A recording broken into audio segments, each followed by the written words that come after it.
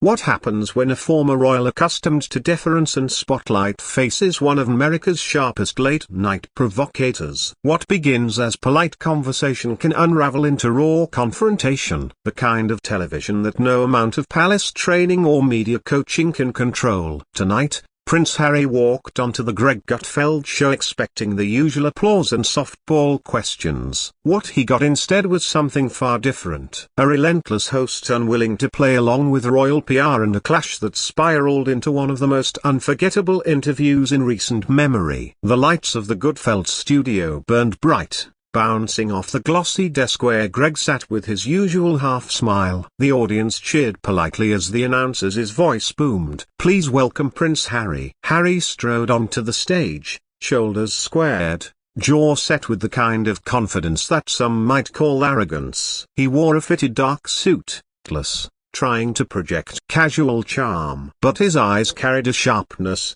the kind of look that suggested he wasn't here to be questioned, but to be admired. Greg stood to greet him, offering a handshake that Harry accepted with a brief squeeze. No smile. The prince lowered himself into the guest chair, crossing one leg over the other with a deliberate slowness that radiated entitlement. "Harry," Greg began warmly. "Thanks for coming on. I know you've been busy. California life, media projects, new ventures. It's good to have you here." "Of course," Harry replied smoothly, his accent crisp, but his tone clipped. "I suppose it's only fair I give your viewers a chance to hear directly from me rather than the nonsense they usually consume." The audience chuckled nervously. Greg's smirk flickered. He wasn't used to being dismissed this quickly into an interview. Still, he pressed on. "Well," Greg said, leaning back, "let's start light. How's married life treating you? Plenty of headlines about you and Meghan. People curious if California's been a good fit." Harry's lips curved into something that wasn't quite a smile. "Married life is fine, Greg. More than fine, actually. But I do find it amusing that everyone feels entitled to ask about it, as if it's anyone's business but ours." The tone was sharp, dismissive. Greg raised his eyebrows, but kept his voice calm. "Fair enough, but you've lived a very public life. That curiosity comes with the territory, doesn't it?" Harry's eyes narrowed. "Territory I never asked for, but I suppose people like you have made quite a living dissecting things they don't understand." A murmur rippled through the audience. Greg chuckled lightly, masking the hit. "All right, let's pivot, then. You've said often that moving to America gave you freedom. Do you feel the British public ever really understood you?" Harry leaned forward, his posture stiff. "Understood me? They were fed lies, Greg. Decades of a toxic press obsessed with clicks and gossip painting me as some reckless spare. That's not misunderstanding. That's deliberate character assassination." "Strong words," Greg said evenly. "But many in Britain would argue you turned your back on them, that you walked away from royal duty. How do you respond to that criticism?" Harry's laugh was short and cold. "Criticism from people who bow to an institution that trapped them in the first place. It's laughable. They cling to William and Kate like idols, blind to the rot in the system. At least I had the courage to leave." Gasps filled the audience. Greg's eyes flicked briefly toward the cameras. He knew this was gold. "Well," Greg said carefully, "since you brought up William and Kate, a lot of people admire them for embracing the responsibility you walked away from. Do you?" Harry cut him off sharply. "Admire them, please. They've done nothing but play perfect for the cameras, nodding and smiling while hiding behind palace walls. You Americans worship them because you don't see the truth. And frankly, I'm tired of pretending they're saints." The words hit heavy, hanging in the air. Greg tapped his pen against his note cards, his trademark smirk fading into something sterner. "Interesting perspective," he said. "But many would say your life now isn't exactly free of cameras. Netflix, books, interviews. Some would argue you've monetized your exit pretty effectively. What would you say to them?" Harry leaned back, arms crossing, expression hard. "I'd say those people don't have the faintest clue what it's like to live under constant siege. I didn't monetize anything. I survived. And if people can't handle the fact that I tell my story, then perhaps they should stop obsessing over me and find a hobby." The audience gave a mixture of nervous laughs and uneasy silence. The tension was mounting fast, the studio air thick with anticipation. Greg gave a small nod, his voice still calm, though a spark had lit in his eyes. "All right, Harry, we'll get into all of that, but you should know I don't shy away from tough questions. And tonight, I think America wants some real answers." Harry's stare was unflinching, almost daring. "Then you'd better be ready for real answers, Greg. Not the fairy tales your viewers are used to." The stage was set. A polite interview had just veered off the rails, and the audience knew in that charged silence that what came next would not be polite at all. The applause sign blinked in the corner, but the audience's clapping was hesitant, awkward. They knew they weren't watching a friendly chat anymore. They were watching a duel. Greg leaned forward, resting his elbows on the desk, his eyes fixed on Harry like a chess player studying his opponent's next move. "Harry," Greg began slowly, "you've said leaving Britain was about freedom, about protecting your family,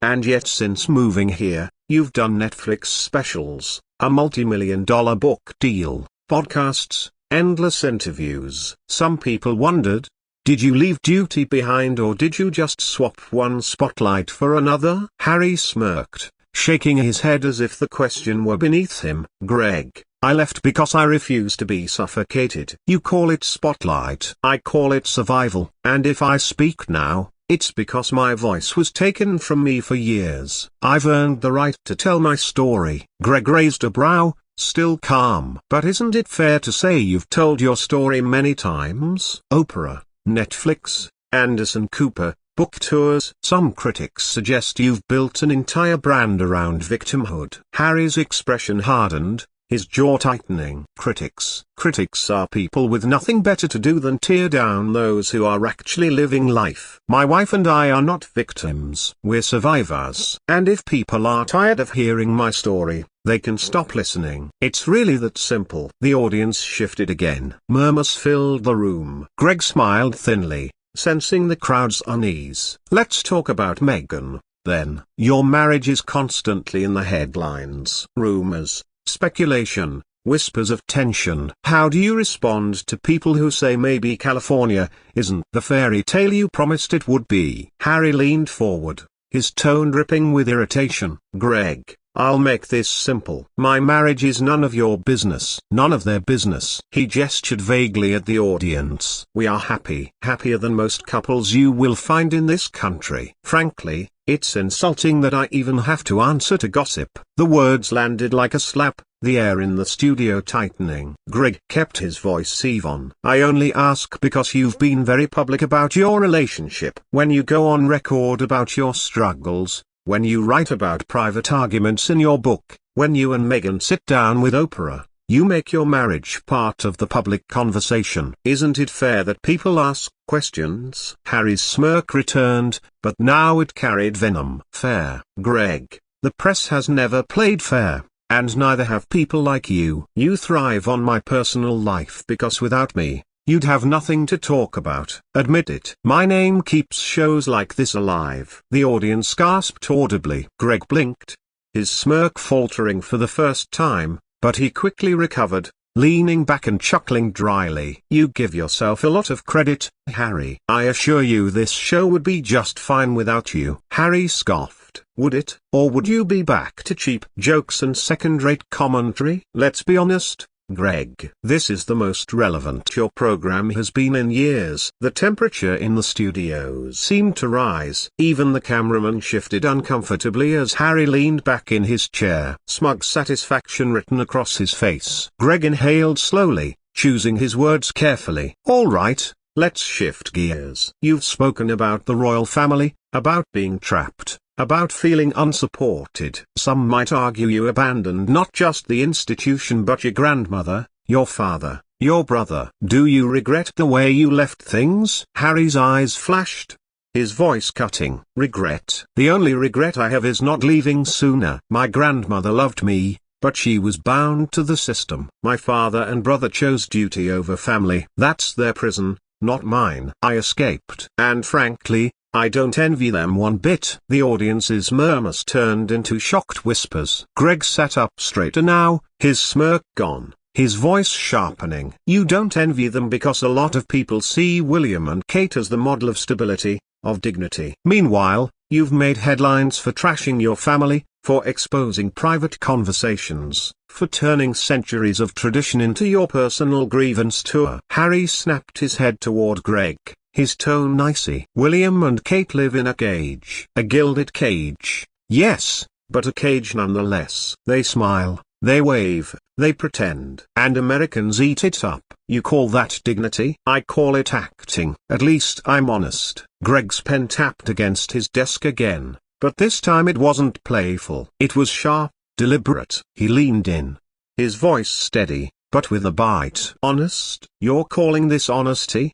Cashing in on secrets, selling interviews, pointing fingers? That's not honesty, Harry. That's opportunism. And a lot of people, myself included, are starting to wonder if you've mistaken rebellion for relevance. Harry's eyes narrowed, his posture rigid. He didn't flinch, didn't smile, didn't soften. His voice came out low and firm. You can call it whatever you like, Greg, but I know who I am, and I don't need the approval of the British public, the American public, or late-night talk show hosts to validate my choices. I left a corrupt system behind, and if people can't handle that, it's their problem, not mine. The audience was silent now, waiting. The tension was unbearable, like a storm about to break. Greg exhaled, folded his arms across his chest, and gave a slow nod. All right, Harry, he said quietly, almost too calmly. We'll see just how honest you really are. The dual lines had been drawn. Harry sat like a king without a throne, daring the world to challenge him. Greg sat opposite,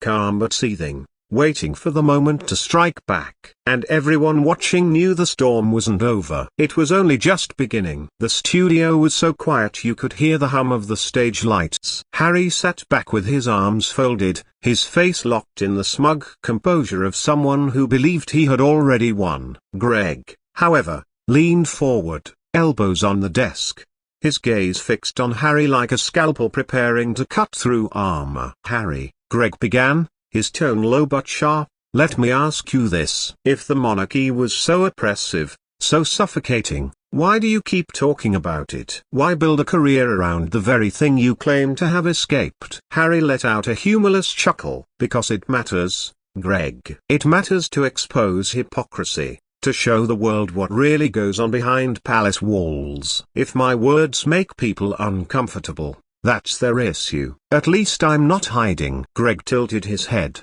smirk returning faintly. Not hiding? That's rich. You left Britain talking about privacy, but then signed a Netflix deal, released a tell-all memoir, and turned your life into content. That's not privacy, Harry. That's publicity with a price tag. The audience gave a collective ooh, the sting of the words hanging in the air. Harry's expression tightened, his jaw clenching. You think you're clever, don't you? Harry shot back, his tone sharp. You sit there in your cheap suit, smirking, pretending to understand what it's like to live under global scrutiny. You have no idea. Greg didn't blink. Cheap suit, Harry? I bought this myself. You can't say the same about much of what you've worn in your life, can you? Let's be honest. Every privilege you've had, every opportunity, every stage came with the Windsor name. Without it, you're just another guy in LA with too much time on his hands. The studio gasped. Harry's ears reamed,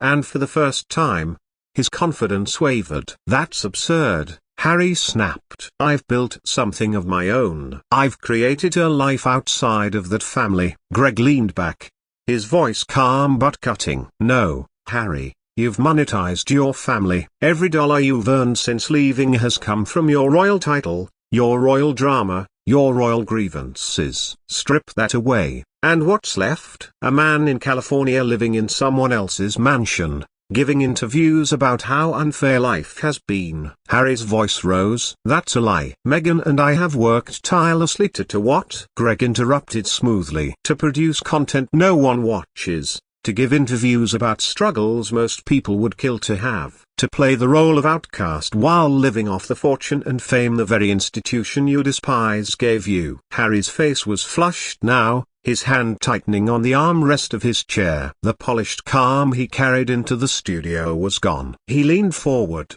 pointing a finger toward Greg. "You don't know me. You don't know the pain, the isolation, the betrayal I've faced. My wife and I." Greg cut him off again, his tone sharper. "Your wife? Let's talk about her for a moment. She's an actress. She knew what the spotlight was. She thrived on it, and together you've turned your marriage into a performance, a brand. You think people can't see through it?" The audience murmured, shifting uncomfortably. Harry's nostrils flared. "Leave my wife out of this," Harry warned, his voice cold. Greg didn't flinch. "What? She's half the act. You talk about protecting your family, yet you've built an empire on exposing them. You talk about oppression while living in luxury. You criticize William and Kate, but let's be honest. Isn't the real issue that you envy them, that they kept their duty, their dignity, while you chose self-pity?" The words hit like daggers. Harry's face twisted,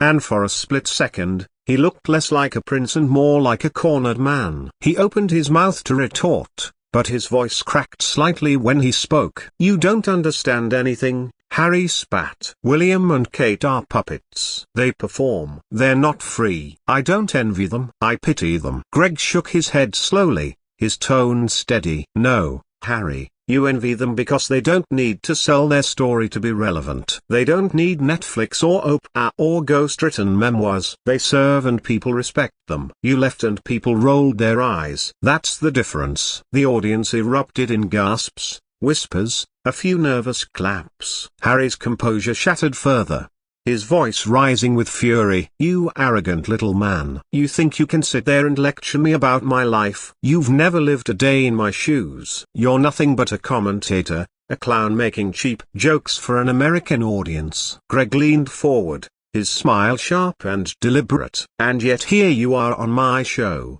because without us, without the press, without the critics, without out of the family you spend your life criticizing, but you're nothing but a title with throne." The silence that followed was deafening. Harry's chest rose and fell heavily, his face crimson, his fists clenched. The prince who once carried himself with untouchable grace now looked rattled, exposed, cornered. Greg sat back in his chair, his calm restored. "So tell me, Harry," he said, voice quiet but laced with steel, "who are you without them? Who are you without the crown, the scandal, the spotlight?" Harry didn't answer. He couldn't. The audience sat frozen, waiting to see what would happen next. The silence in the studios stretched long, heavy, and uncomfortable. Prince Harry sat stiff in his chair, his jaw clenched, his chest rising and falling with visible anger. Greg leaned back, fingers drumming on the desk, waiting. The audience barely moved, every pair of eyes locked on there,